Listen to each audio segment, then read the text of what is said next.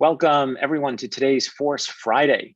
Today we're going to talk about a subject that I've been asked about for probably almost 3 decades, I would say. With, does force exist in more than drawing the human body or drawing animals, right?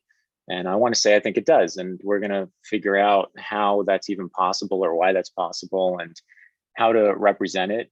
There's areas that are more difficult or less difficult and so on, right? So let's say hello, first of all, to our other Force instructors. So how are you guys doing? How's Swanley doing? Yeah, awesome. Looking forward to this subject. It's a question that comes up a lot indeed. And Yes, hopefully it does. we'll have clear some mist around it. Yeah, exactly. How are you, Matunjay? Yeah, we're doing good. Very excited because this is not figure drawing. This is Something new. That's very true. Yeah. So, some of you don't know this, but I've been an art director for, I don't know, 20, 25 years or so on the side. I wouldn't even say the side. It was basically my main profession. The teaching was actually always in the background. And so I've brought Force, though, as I guess my secret weapon to whatever project I was working on as an abstraction that I would help the concept artists of a video game or an animation or an advertisement, the things that I've worked on in the past, get a sense of. It could be me talking to animators, it could be the storyboard artists, the character designers, concept artists. I would always inject my knowledge from what I was teaching in the background, into the projects, right? So I bring that up because in Swanley and Matunjay and I talking earlier today before the meeting, it reminds me of those days. It reminds me of looking at all different kinds of objects, props, nature, whatever it may be, and how do we get design? How do we get good design out of them? Is there force in these designs or not? What kind of force or not, and so on, right? So let's get to it. Let's get back over to Photoshop. Okay. So force, right? Like, what is it? So here's some definitions. I'll skim through this very quickly, but it's a strength or energy as an attribute of physical action or movement, right? He was thrown backward by the force of the explosion, right? So it's an energy, right? We're talking about this energy or strength, right? Physics as an influence tending to change the motion of an object to produce motion or stress in a stationary body. The magnitude of such an influence is often calculated by multiplying the mass of the body by its acceleration, right? In combination, used with a number as a measure of wind strength as a Beaufort scale, a force 9 gale, right? So it's basically this energy, and there's lots of different ways of measuring energy. And I think, I know that this is why force drawing is so specific and so unique. We're such a niche because we're really the only ones out there that are teaching how an energy is going to be delineated, right? That we're teaching how to draw energy basically. And that energy is moving these masses, which is what this definition is talking about, right? And that's a challenge, that's not an easy thing. It seems kind of very, I don't know, ethereal, it's not as easy as teaching perspective, for instance, right? So here's what it could look like, right? And if you start looking up stuff about force online, this is the sort of non-linear, line version of a lot of what we teach, right? And I'm not saying that Matunjay, Swanley, and I are by any means masters of all of these equations, but what we know how to do is take these equations and turn them into visuals, right? We're trying to make pictures out of these concepts, right? This equation here describes the force between any two objects in the universe, right? This is the force of friction. Imagine if this is what I asked you to study, if you were to have to come on board and be taught by us to learn how to draw with force and be like, all right, you have to make sure you know the formula for velocity, acceleration, Newton's second law, momentum, dry friction, weight, right?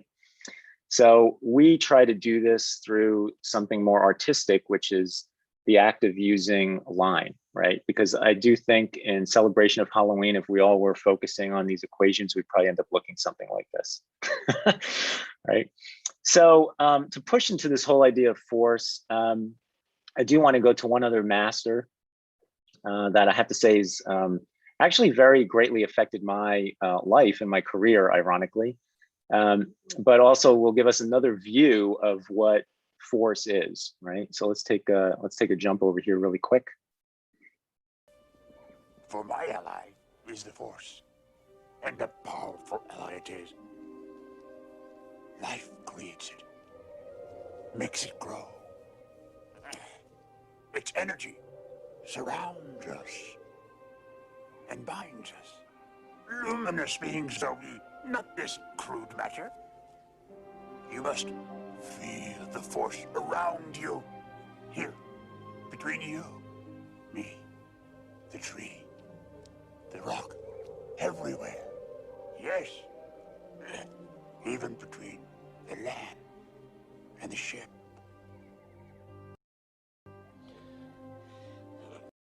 All right.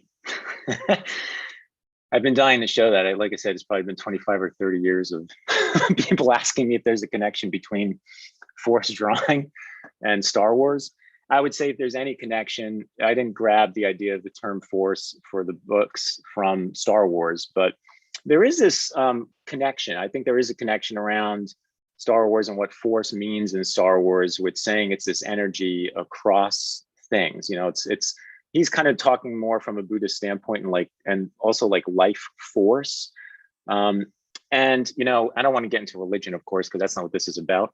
But I think there's a relationship between that and the more scientific side of things, the sort of poetic side and religious side that someone like Yoda is bringing up, compared to the concept of math and the equations. And we're trying to, in a sense, I think we're trying to bring those two worlds together in the space of art, right? Like, if Yoda can talk about how all things are connected, right? And they are, from even simple things like gravity, but also atoms and energy that is created across all of this, to the more spiritual side that is represented in the films, then can we try to get some of this in our art, right? Can we get this in our art? Can we get the math? Can we get the spirituality into us and into these drawings, right? So it's a perfect segue to allow me to hand this over to Mrityunjay. Mrityunjay is going to lead today with talking about Force and nature, and then we're going to take a look at Force across different other areas in the world with Swanli and I. Okay, so all yours, Mrityunjay. Great. Okay, you haven't handed me the power already. Yeah, you should be good. All right. All right, guys. So yeah, different topic, very excited. So now basically the thing that we are going for is nature, right? Before starting, it's all around us. Okay, so we are trying to teach you how to see Force and everything. And first, what you have to do is look at your surroundings, right? Nature, obviously. We'll have a look at the architecture. That's going to be the closest because you're living in your homes. And Mike's going to cover that, but I'm going to show you how to see Force in nature. Okay. How nature is dealing with the gravity, how it is designed around that, you know. So first off, I'm going to start with this conversation around Force and rhythm. Okay. So many people get it wrong. Okay. In the first is like Force is rhythm. Okay. It's connected, but it's not the same. Okay. They are two different things. So what is Force? Basically, if you, it's basically how everything is dealing with gravity, right? So they have to, like, I was a science student, you know, so I'm just like a little bit confused if I should tell you in that way. Yeah, it's just like the work against the gravity that you do. Okay, so for example, if you stand, let's say if you're standing, you're doing some work against the gravity to stand. Okay, and that's why if you stand for a long period of time, your muscles gonna get sore, right? You're gonna get tired because your muscles are working against that gravity. And we can say that that's Force, right? Your body is actually exaggerating force out of, force to actually stand there, you know? That's Force, okay? That's not the rhythms that we're talking about. And you can see by the two photographs here, the one on the right, you know, like this one here, you cannot say that this doesn't have Force, you know? While we're saying, you know, sometimes in teaching, we're just exchanging the two terms. It's like, okay, this doesn't have Force, and look at the right one, you know, this has a lot of Force. We are basically telling you that this has rhythm, okay? So look at this one, you know, how rhythmic it is and how dynamic that is, you know? But Force is present in both of them, okay?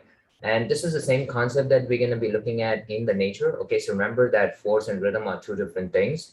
But Force is that work, you know, that you're doing against gravity to stay in that place. while the rhythm is the fluidity, that you're looking for. Okay, so two different things, but connected, just like twins. So And I that's would the add before you go on, which I think you're going to further define, like force, as Mrityunjay said, isn't everything. Rhythm starts to get created because there's an offset of weight. And that offset of weight actually forces, no pun intended, but it forces things to create rhythm because you have to counterbalance and counterbalance and counterbalance. And that's what you're going to see. And that's what you see here in the body, right? Michael, the model here on the left, is pretty straight up and down, still forceful, but not very diagonal, right? So there's not a lot of counterbalancing of weight with against gravity. And that's what you are seeing on the right? It's creating those really strong diagonals because he threw his back to the left. So now what Mrityunjay is going to show you is like, how do we, do we see this in nature? How does this work in nature? Yeah, this really tells us how important the angles are, that we talk most of the time. Yes. So gravity, right? How nature is designed around the gravity to be stable, right? Everything wants to stay stable, or as a science student, I would say equilibrium, and that's a different word. But everything wants to be stabilized, right? From atoms to like the universe, galaxies and everything. Everything wants to be stay stable. So how does it stays that stable, right? Here I'm talking about basically the elements of the nature, which are like trees and the rocks and mountains, all those kind of things. So strong base, right? Everything needs a strong base to be stabilized, So I can say that, yeah, if you have like a wide base, okay, it could be any shape. I'm not talking about shape right now, but it could withstand all the elements on top of it, if they're designed in that sense. Okay, so we have a strong base. Now it really is gravity. I'm just basically indirectly telling you that that's gravity, right? So gravity is acting. You have like a good base, to have all those elements within it into this space here, like a dome. And you can actually have a very stable design, So you can use this when you're designing something. The center of gravity, all right? The second thing is center of gravity. Now, center of gravity is something that we use in gravity guide exercise, and that is actually the first exercise that we made students do. And we can explain them the center of gravity, right? So in body, there's center of gravity. Anything basically which has mass has center of gravity, in it. So is there something underneath the center of gravity to stabilize it? So I can say, okay, here's something, here's like a body, let's say, and or we can also say it's like a tree, because right now we're dealing with nature. So for my nature with explaining with the figure always. So here's a tree, right? And I'm gonna say, okay, here's, let's say, the center of gravity. Okay, now this is very stabilized because the trunk is just underneath the center of gravity, right? Imagine doing it something like this. Now now say, right, center of gravity is around here because most of the mass is right there, and now it needs something underneath there, so not to fall off. Or the root should be like very, very strong around this area, to hold up that. So again, the center of gravity is very, very important, to hold on to. Now, hierarchical design, so we teach hierarchy, from the beginning, which is, if I just want to briefly describe it, which is big to small ideas, right? So the biggest ideas first, and then you just like prioritize more and more small ideas. Now, how do we see it? Basically, I imagine a triangle, like that. So it's again the same kind of same thing which I was telling in the strong base, right? You need like a big base, and then everything kind of like designed around that, right? You might think like, oh, tree is not built that way, It's like the tree has bigger base up there, like bigger volume, I would say, and the trunk is underneath. So this is like a opposite triangle, right? But see, the thing is, it's made to hold these branches off, So this is actually what's holding up the weight in here, So that's actually the big idea. And then the small branches like is like popping off of it, like growing from it. So it's I again think, that, yeah. I think what you showed earlier is true too, because what we don't see is the root system. So there typically is a wide base that grows up into that very strong trunk that you're describing, Right. Yeah. So it's here, right? All the Yeah, roots. exactly. Yeah. Yeah. So it's all hidden, but it is there, right? Mhm. So that's also one thing. And why this is all working, okay? So why this all equilibrium? It's just to stay balanced and functional, you know? So like what function trees have, you know, they just have to grow leaves and fruits, and that's their job. So everything, you know, mountains or everything try to stay stable. You know, you won't see like a mountain growing like that, you know. Imagine like your here is like mountain is growing like this. It won't grow like that. Uh, all right, so that's something of gravity. Now here's the offset concept, right? So it's just this, you know, it's like a line. You can judge off anything with this concept, like how stable it is. Here, I just kind of remember like when we were talking before this stream, like in the meeting, is like I had an experiment, you know, in third grade, and it's like putting a box, you know, around a plant, and you just like poke a hole in it and let the sunlight in, right? So the plant actually would start to grow into this direction, you know, where the light is coming from. So instead of growing like this, you know, it would grow around this and like come out of that hole, you know. So that actually made me think that that offset, you know, that's how nature stabilizes itself. Okay, so imagine everything wants to stay in this like equilibrium. You know, it's like want to stand straight. You know, just like that. Like you would also like to stand straight. You know, instead of like this. You know, stand like this for a whole time, like supporting with the wall. That's not stabilizing. So that's your triangle. You know, when you're into that position, something like this. You know, supporting the wall. You're into this position like this, so not very stable. So what actually happens is when you're like offsetting, you know, some at any sort of angle, right, this is where force starts to happen, right? So if you see like a tree growing this way or like in a specific direction where its volume is like most relying in that direction, so it starts to like have some force within it, but it also tries to stabilize itself. So if a tree is going too much in here, let's say in like one of the directions, it might, you know, it might start to grow like another stem or like root in there, which kind of stabilize it, you know, so it allows it not to fall, basically, you know.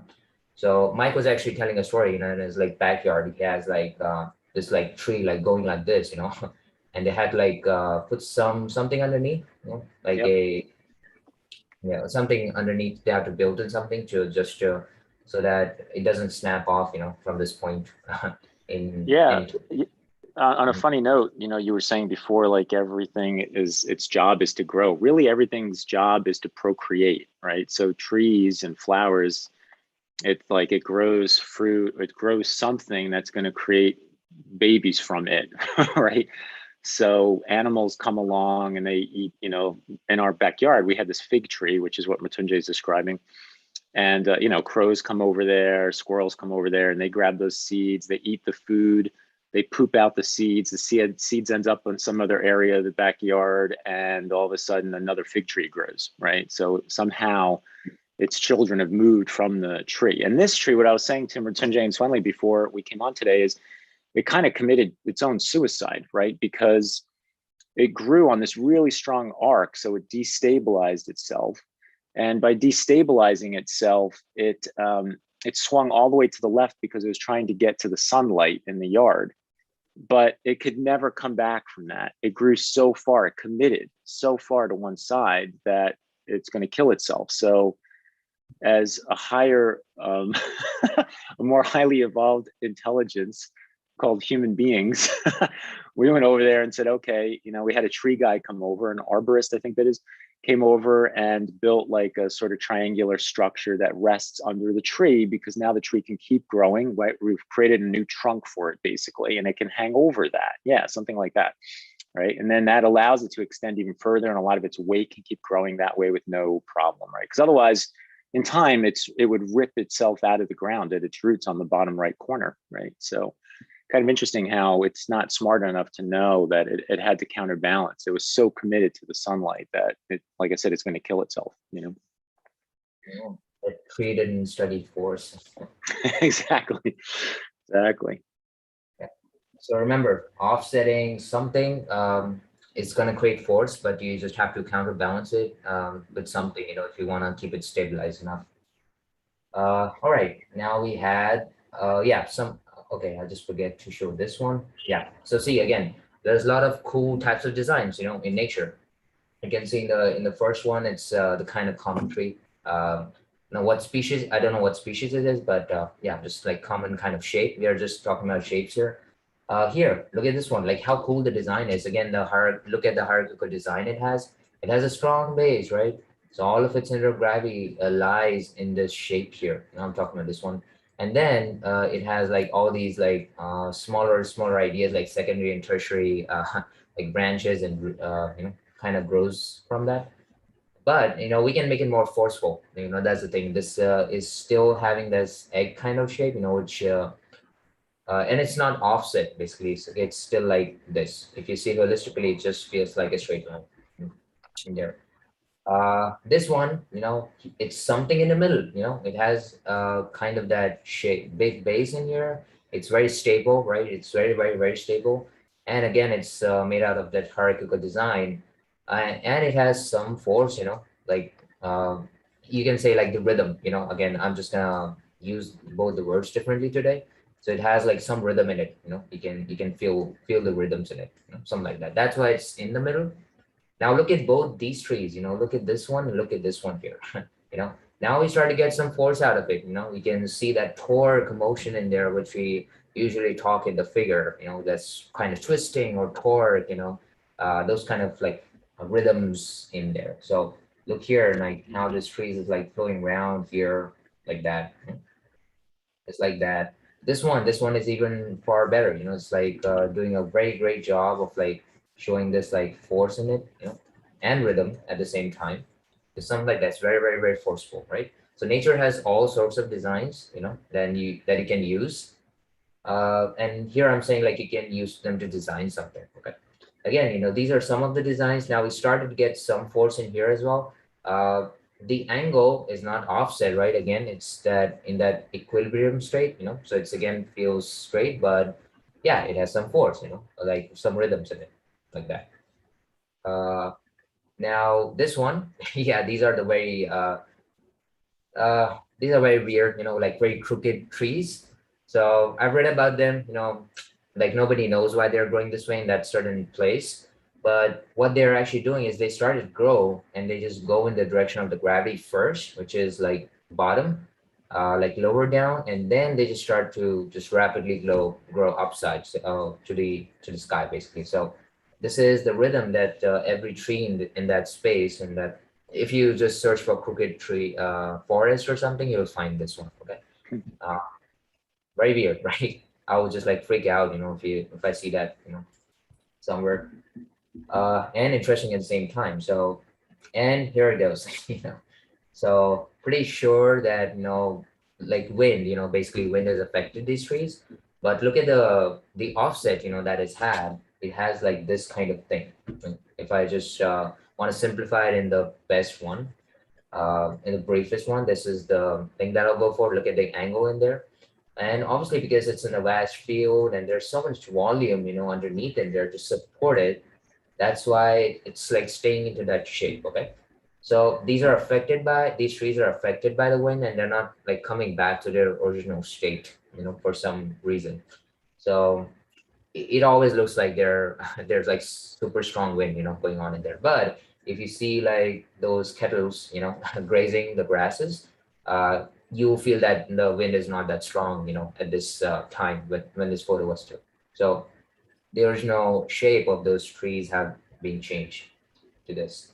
So If you again, zoom in on the sheep, then you'll see that all their hair is just sticking out like the side of their body. They're all sitting in like going to the hair salon at night, getting themselves combed back into shape. stabilize. Right. Mountains, right? Another big element. Now there's rocky, there's snowy, there's grassy mountains, a lot of types of mountains, and you can see force in them, by their patterns, So these are some of the patterns that you can see in there. Look at this pattern here, that's going on. It's all natural, right? So I like it. lucky he found this photo. You can see this like rhythm going on in here. See that rhythm going on in here? This is kind of same, something like that.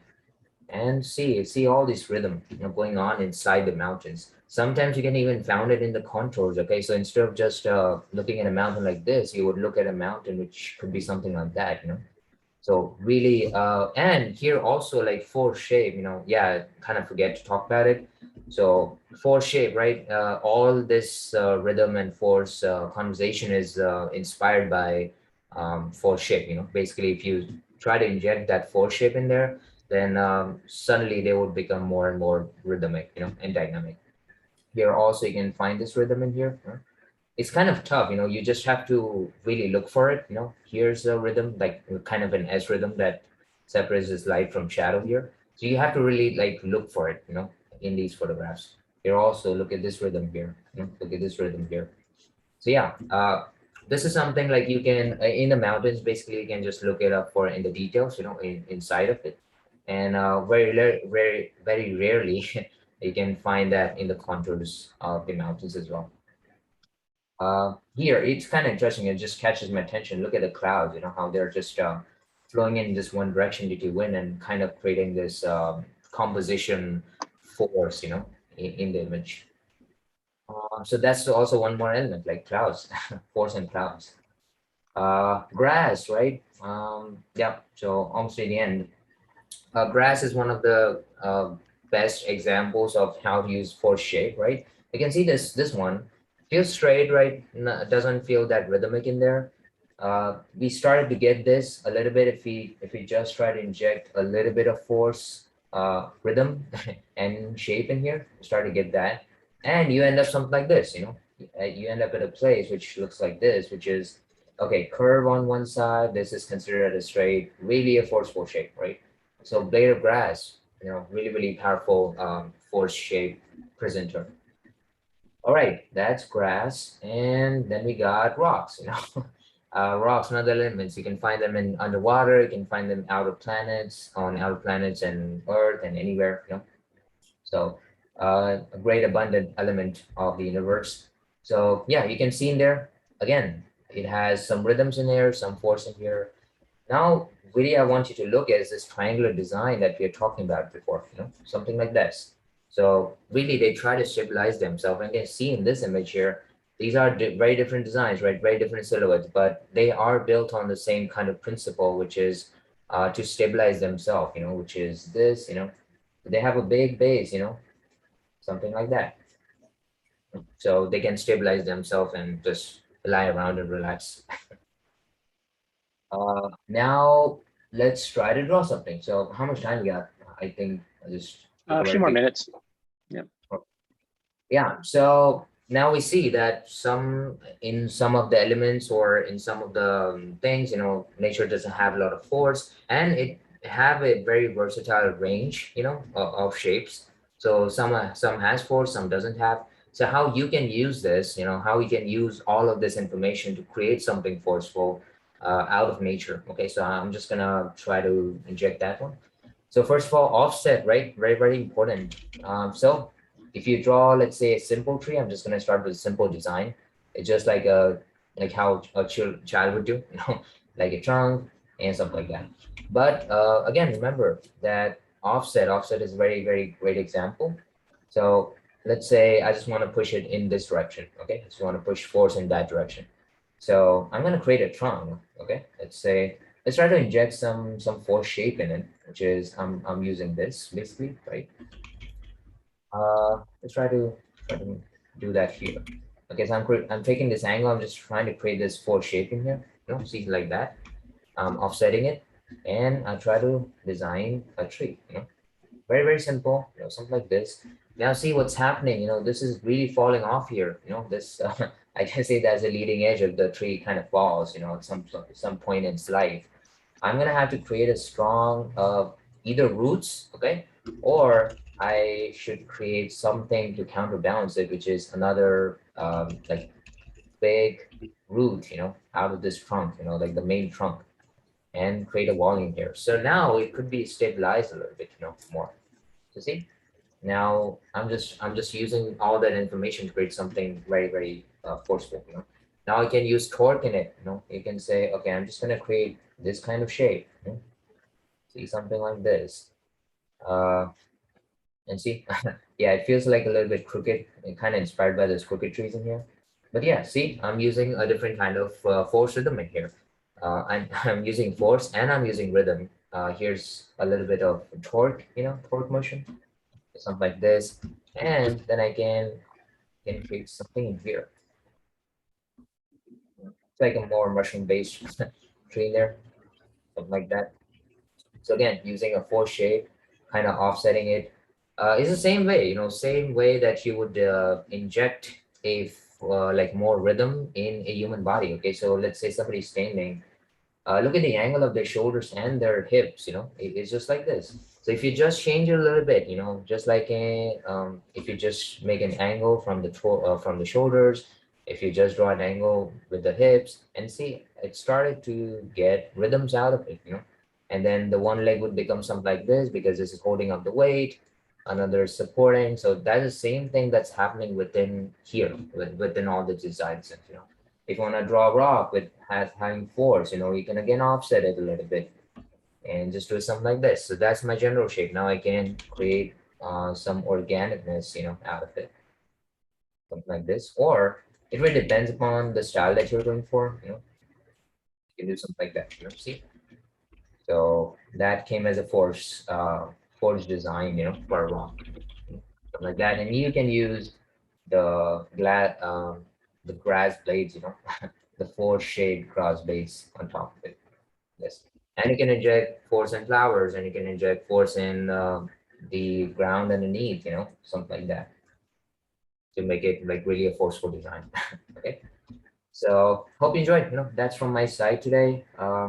Yeah, hope you enjoyed my journey and I'll hand it over to Swenley and he's gonna design some cool weapons for you. Actually, I'm going to go next. Oh, you're gonna, sorry. Yeah, it's Mike is okay. Thank you, Mrityunjay. That was awesome. Let's see. I want to just close off just to simplify almost everything that Mrityunjay just talked about.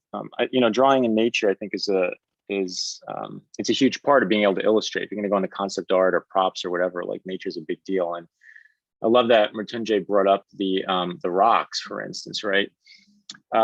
One thing I didn't bring up, and well, let me close up with rocks, and then we'll go on to this other subject. So, you know, as he was saying, you're going to have these wide bases, first of all, and, you know, gravity has to do with that. Rain and water have to do with that because it's dissolving things from the top down. But it's really like, you know, is something going straight up and down? Is it going on an angle to the left or going angle to the right? And it can angle anyway because things can angle away from us or towards us as well. And they all have force, I guess, is what we're really just trying to make sure you guys are aware of today. Like, this is force. It's not rhythm, but it has a direction, and the direction here is straight up and down.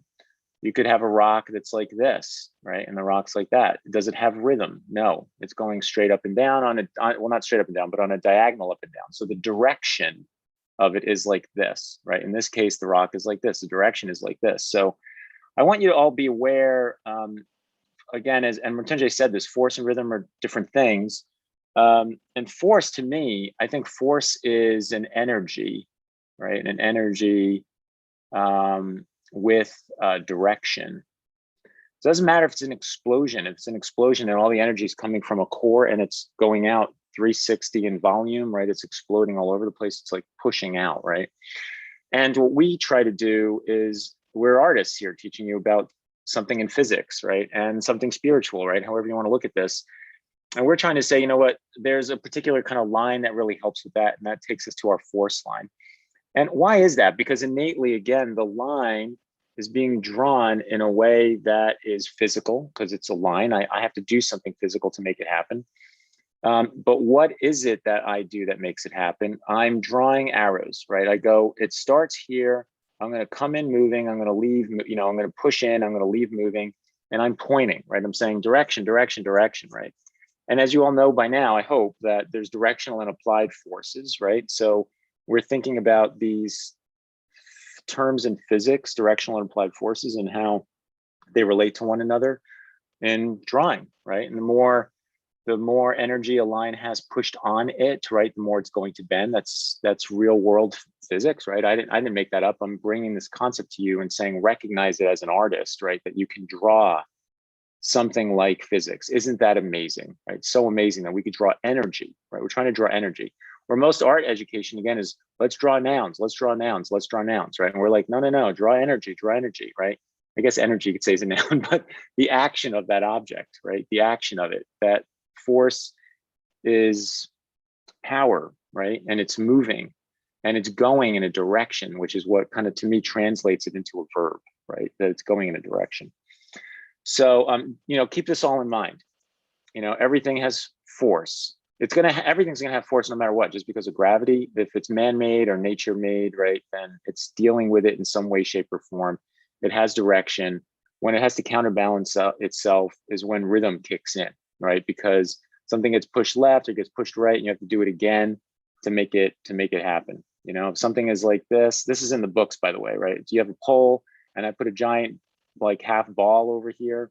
Well, this is going to fall unless I put something here, right? And I counter the weight, right? Because we know gravity is perpendicular to the ground. That's a rule, right, of our planet. So you can work with that rule. You can use that rule. You can trust that rule, right? It's always going to work, and you're trying to bring that to your drawing. Now, I'm showing you more of the drawing aspect because what Swenley and I are going to start moving into, away from what Mrityunjay talked about, is man-made objects, right? So man-made things are also can be forceful or not, or rhythmic or not. Well, I shouldn't say they could not. They could be drawn non-forcefully. I'm going to stick with the stuff that I think is force-driven. That's like the kind of line that's being used. It feels like it has energy, or it has potentially even some rhythm to it, right? So this is by Joseph Elise. I bring this up because years ago when I taught in New York, I had a student named Hugo who was taking classes in New York City with me. And then he moved out to Los Angeles and went to a school called Art Center, which at that time I'd never even heard of. And he would call me every so often or email me and tell me like what he was taking. And at the beginning of the program, Art Center was built on automotive design. So I think a lot of students at the beginning would have to take something in that space.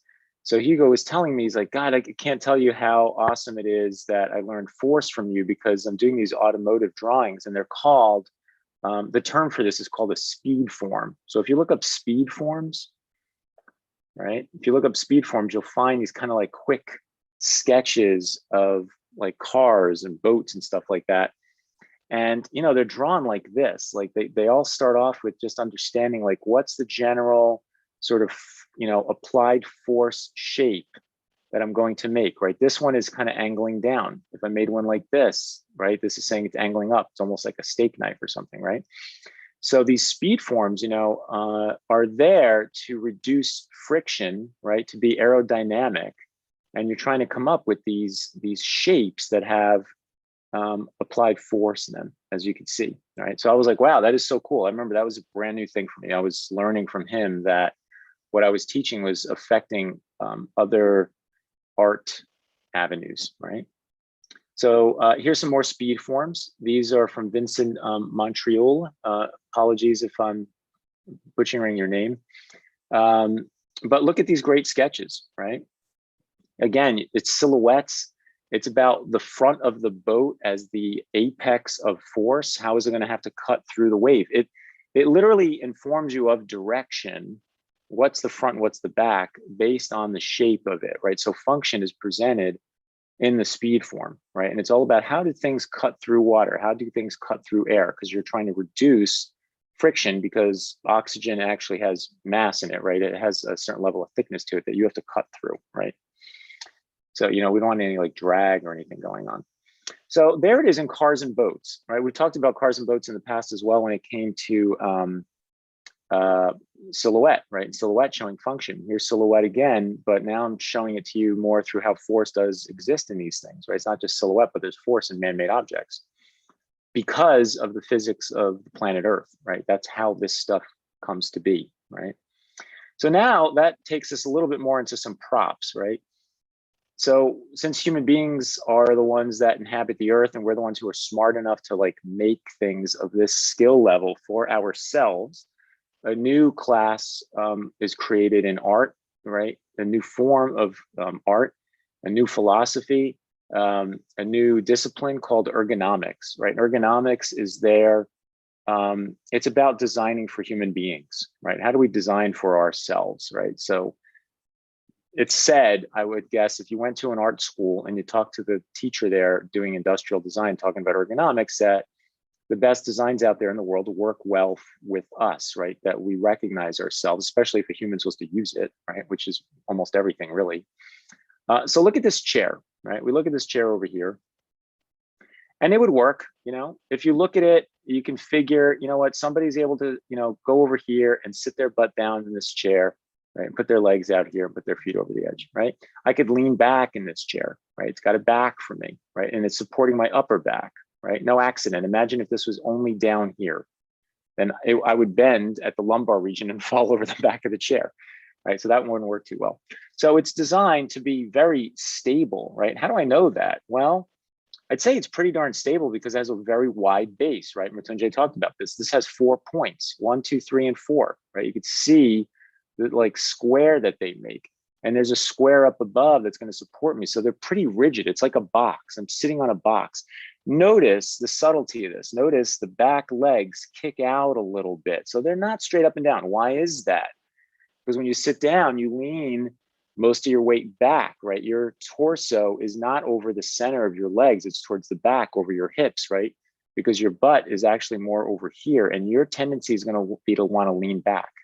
It's not like your torso comes out of the middle of your thighs, right? It comes out of your pelvis, right? So you're pushed back in the chair. So these are angled to make sure that you don't fall over, right? If I want to exaggerate this, I would put the leg like this and put this leg like this. You see what I mean? It would make it harder and harder to kind of, you know, tilt on the chair. I'm sure most of you have done that. I know I've done that in school all the time. I would sit there and kind of try to balance myself on a chair. Unfortunately, never fell or embarrassed myself in class. But I would do that all the time, right? Just sit and feel the balance, feel the balance. This kind of chair would not be fun in class because you can't do it. It's really, really difficult. Now, this is a world-renowned famous chair. It's called the Ames chair. It's designed by Charles and Ray Ames. There's a husband and wife team. I think Ray was the wife and Charles was the husband. And they owned a company called Ames. And this chair, you know, you look this up after today's session. It's been around since I think maybe the 60s would be my guess, somewhere in there. And it's known to be like the best chair ever. Okay. And it comes in different materials and such, but it's supposed to be the best like lounge chair ever. Right. And it is pretty comfortable. I've sat in this chair. It is pretty darn comfortable. So look at the design of it, right? Like things start to change. And I want you to see the progression of what happens when like a designer starts taking on something like furniture, right? And humanity and ergonomics, right? You'll notice it's tilted back and it does tilt back. So you can relax in this, but look, you sit in here like this. So it's kind of cradling you in there, right? It cradles your butt and your pelvis down into the pocket of the chair. Your back is tilted back. It's got a whole cushy headrest for you. Everything is cushioned. And on top of that, of course, comes an ottoman, which means you can lift your legs, which is even more restful, right?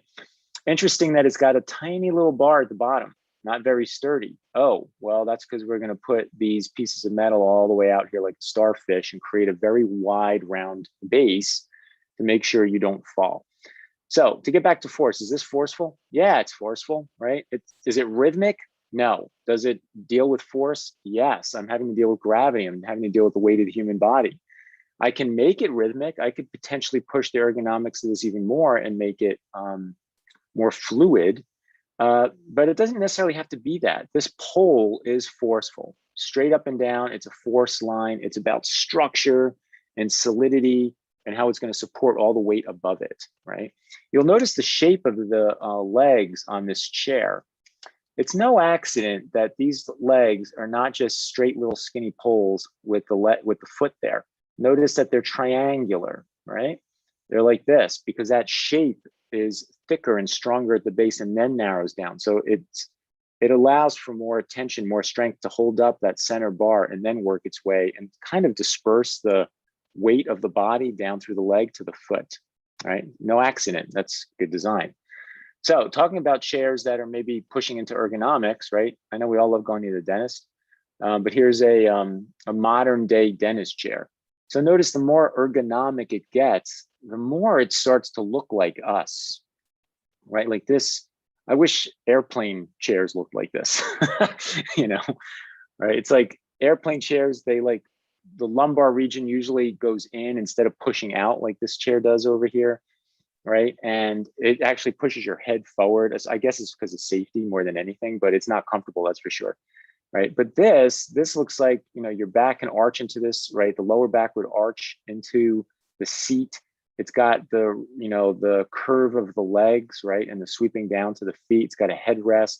It feels very fluid. We do have rhythm here. So all of a sudden we've gone into a new level of design, right? It's like suddenly now you're sitting here and you're like this, and your butt can nicely rest in here and then sweep up over the top and come down, right? Very rhythmic, which is what the body is, because we've been designed also to deal with gravity, as we already know, right? So here's a chair that's really respecting that.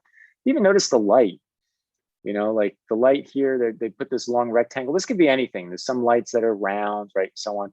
But I like these little white handles that are sticking out. It's like really easy for the dentist or assistant to like grab the handle and be able to redirect the light, right? So, you know, Swenley, more than any of us, has gone through industrial design. I've had industrial design teachers in my class and stuff, and had friends that are, and you know, it is this act of, like I said, creating things that work with human beings. You know, I remember in school at Art Center, they would have to do like a toothbrush. What is a toothbrush going to look like, right? And seeing what students come up with. You'll notice this over here, like this sort of like water pick kind of thing, like its shape, and notice the angles. Like that's no accident. That's to make it easier for the dentist to do his or her job, you see. All right, let's keep moving here because I want to give Swenley a shot too. So last but not least, here's a building. So it's a box. It's super utilitarian. Does it have force? Yes, but it's dealing with gravity. It's got all these vertical lines of energy and force, right? Is it fluid? No, it's not fluid at all. There's not 1 ounce of fluidity in this building, okay? But artistically, designers can do that, right? As soon as you start putting this like curve in here, this is a curve of force. I wouldn't even say this is rhythmic, right? Because we don't have a curve leading into another curve. But how interesting it is to add this in there, right? This arc that's it's almost like a protective curve or pushing on this other box, because look at the diagonal in the back. It feels like it's overlapping and pushing it in. And I love this one. I love the juxtaposition against old and new, and looking at the classic architecture versus this. You know, Matunjay and I were talking earlier about like balance and angles, right? And as soon as you skew something, direction goes somewhere else. Now, as human beings, we're accustomed to things wanting to be straight up and down. We're actually surrounded by it quite a bit, not even man-made, even naturally, right? Because we have trees and mountains, right? We got this like the concept of height and rigidity. So when something goes on an angle, you're like, whoa, wait a minute, that's dynamic, right? If a tree's on a diagonal, right, it's like, oh my God, it's going to want to break at the root system, right? Or it's going to have to be a kind of tree that's going to counterbalance. So when you see a building like this, it's like, whoa, that's dynamic. It feels like it's going to fall, right? It's dangerous. And therefore, you know, there's a lot of drama attached to it, right? All the dynamism that gets occurred with the angles that gets created. And there's no rhythm in it, but man, is it dramatic, right? Just because of, like I said, because of the angles of it, right? So in closing here, I want you to be all aware that there is force in everything. Everything has an energy to it, because even just because of gravity alone, you've got energy. And lines, straight lines have force, curved lines have force. They're different kinds of forces, but not necessarily rhythmic, right? Which is where more of the organic stuff shows up. Some trees, not all trees. Some grass, not all grass. Animals, people, yes. Suddenly we have rhythm, right? Because we've been built to counterbalance, typically because we move, right? As soon as things go into motion and they're organic, all of a sudden rhythm starts to kick in, right? It's like this whole other can of worms that we're talking about. That's the stuff we normally talk about in these Force Fridays, okay? All right, I'm gonna end there and hand this over to Swenley. Yes, thank you guys. That was awesome. And I think eye-opening for some people in the chat, as far as I can see. Cool. I'm gonna head over there right now. All right, so for closing, let's see, let's head over to share.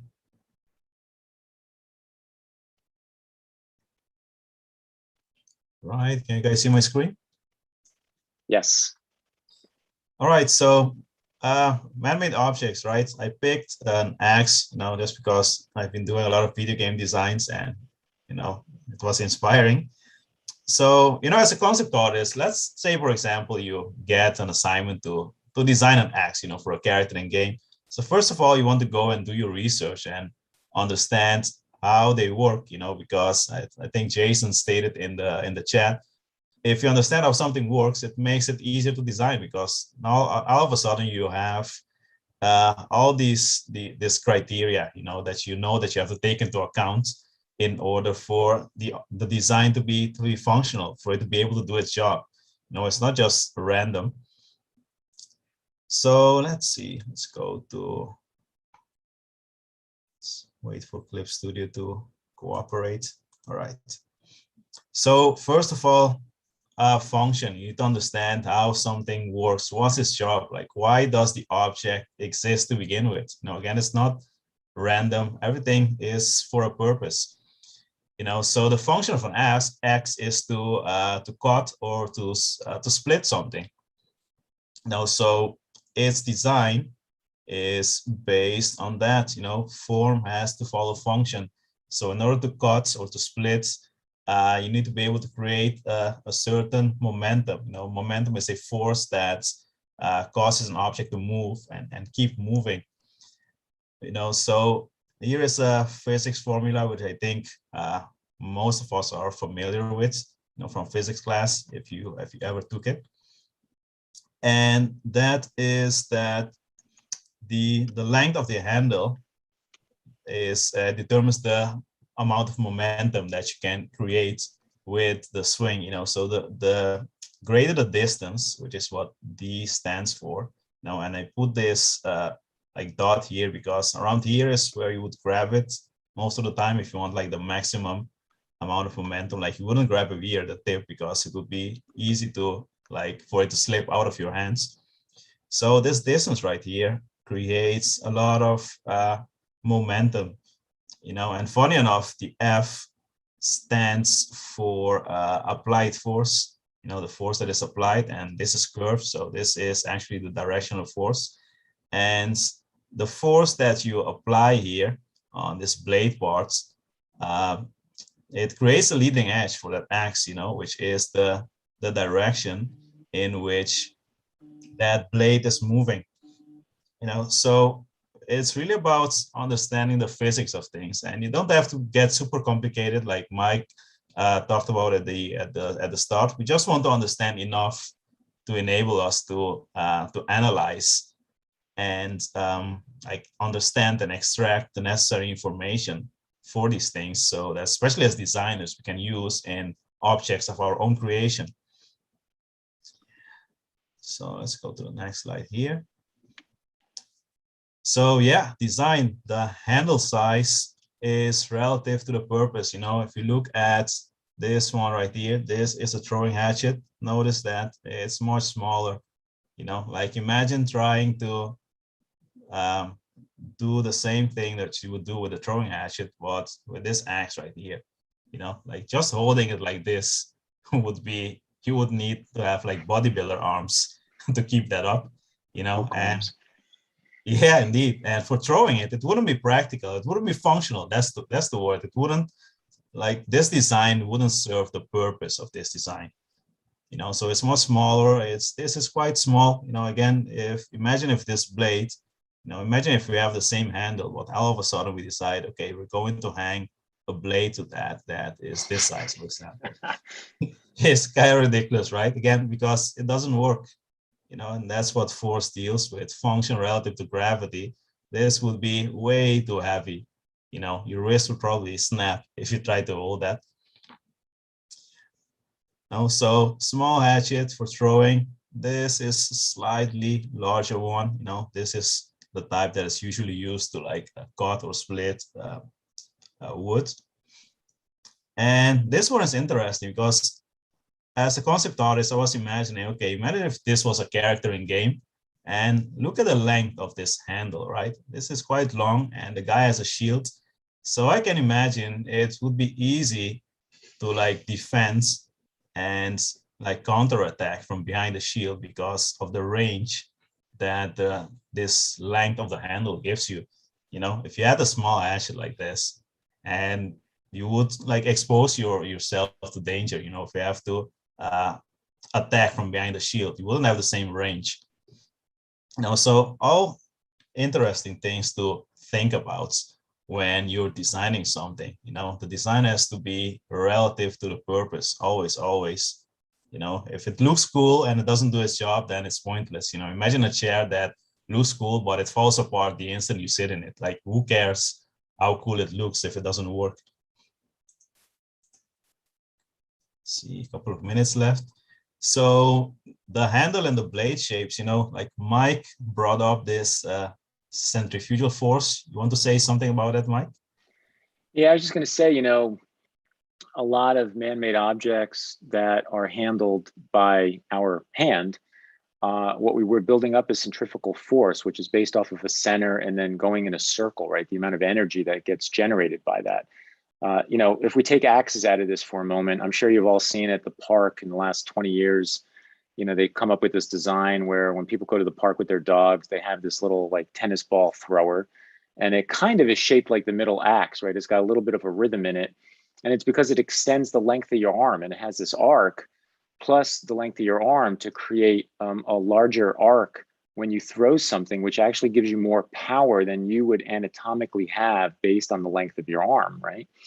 So the axe is already doing the same thing, right? If you were to swing with a knife, for instance, versus an axe, the axe is going to be way stronger, right? Because you have centrifugal force now going on. The length from the center point is further, and you're able to build up more momentum, basically, and more velocity, as the equation in the top left is showing, right? So that's why axes work, you know, and an axe is very different than a sword, right? The fact that all the weight of the axe is at the end of it, man, you're building a momentum again, right? If you can get that weight to swing, it's pretty deadly weapon, right? It's pretty powerful because all of its weight is at the end, right? Which is where the blade is. So, you know, I on a side note, I happen to love physics. You know, I took physics senior year of high school, and it was one of my favorite classes. I was not a math fan, and yet I loved physics.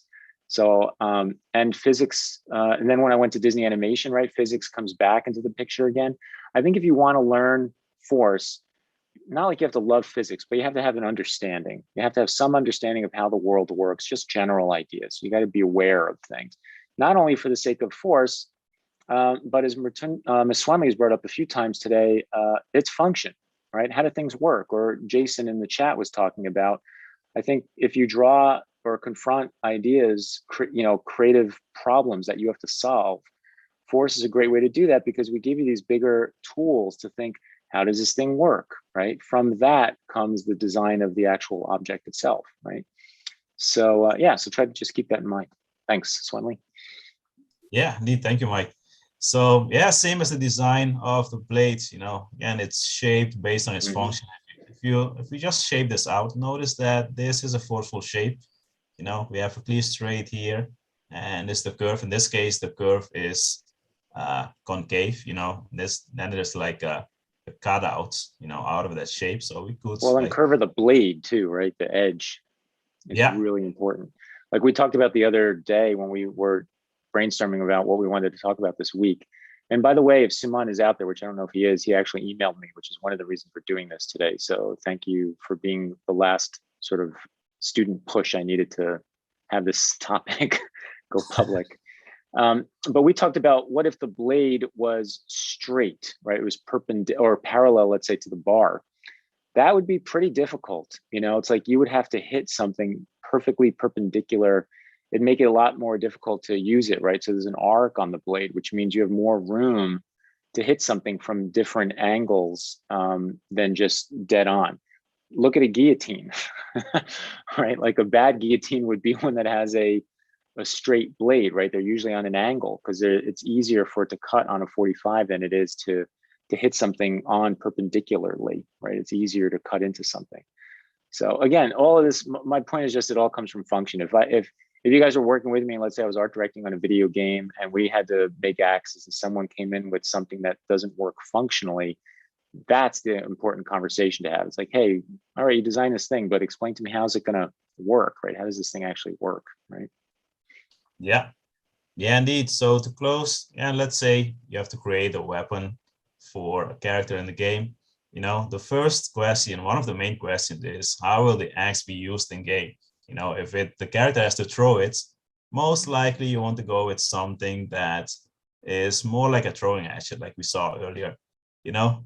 And by whom? Like, let's say it's a character with superhuman strength. Now, all of a sudden, you could get away with saying, okay, the character can throw an axe that is more like this one, you know, that is that big. And let's say, you know, the hand of the character is this big, for example. So if the character is super strong, like superhero or something, then it becomes more believable, you know. So you have to ask the right questions in terms of functionality, like how is this going to work?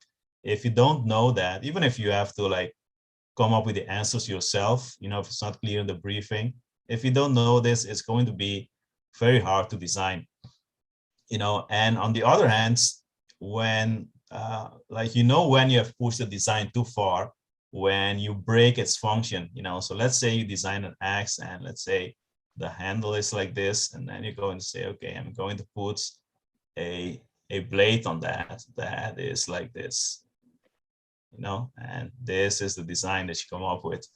Well, it's going to be tricky, you know. Like, first of all, you can barely hold this, and this is again super heavy, you know. So even for like a superhero, this wouldn't be very practical, because it would be very easy to slip out of your hand, and it's hard to build momentum, you know. All the momentum would have to come out of your arm, so you would need pretty strong arms to make this work, you know. So again, you want to always think about function. How will this work? And then let the form and the shapes be like come out of that, you know. That will give you the best and more practical designs, and even cool. Like, if you design something that's really functional, and it will look cool, you know. It will look cool if you design it properly. This reminds me of anime, really, right? Because a lot of the characters in anime have these like gigantic swords that are like 4 times the size of their body weight, you know, and they're swinging them around with one hand, which might be cool, but it's definitely not functional, you know, unless it's magical and it weighs as much as a feather, and yet it's able to cut things in half, right?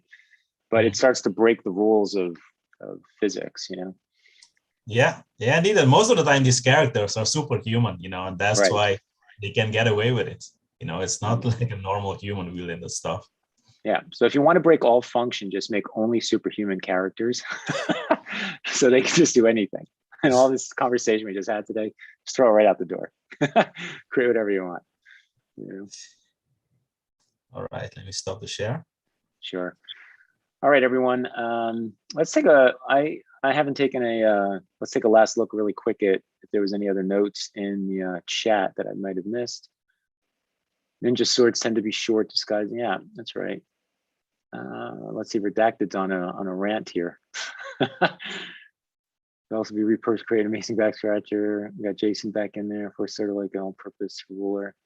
Yeah, exactly. It is like an all-purpose ruler. I learned to draw more forms thanks to Mike's books. Thank you. And slowly studying the Ray Bustos anatomy. Draw the examples better than thanks to Force. That's good to hear. All right, so thank you everyone for coming today.